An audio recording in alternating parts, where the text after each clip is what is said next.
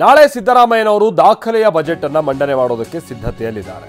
ದಾಖಲೆಯ ಬಜೆಟ್ ಯಾಕೆ ಅಂತ ಅಂದ್ರೆ 16ನೇ ಬಾರಿಗೆ ಬಜೆಟ್ ಅನ್ನು ಮಂಡಿಸ್ತಾ ಇರುವಂತದ್ದು ಸಿದ್ದರಾಮಯ್ಯನವರು.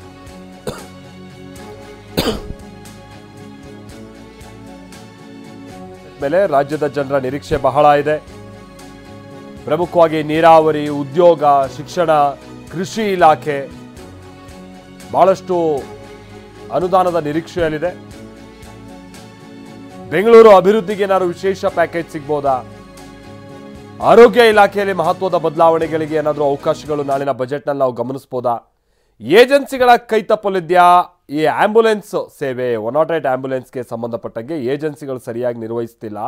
ಆಗಾಗ ಸಿಬ್ಬಂದಿ ಪ್ರೊಟೆಸ್ಟ್ ಮಾಡೋದು, ಅವರಿಗೂ ಕೂಡ ಸರಿಯಾಗಿ ಸಂಬಳ ಕೊಡ್ತಾ ಇಲ್ಲ, ವೆಹಿಕಲ್ಗಳನ್ನು ಅದರಲ್ಲಿರುವಂಥ ಇಕ್ವಿಪ್ಮೆಂಟ್ಸ್ಗಳನ್ನು ಸರಿಯಾಗಿ ಮೇಂಟೈನ್ ಮಾಡ್ತಾ ಇಲ್ಲ, ಈ ಥರದ್ದೆಲ್ಲ ಟೀಕೆ ಭಾಳಷ್ಟಿದೆ.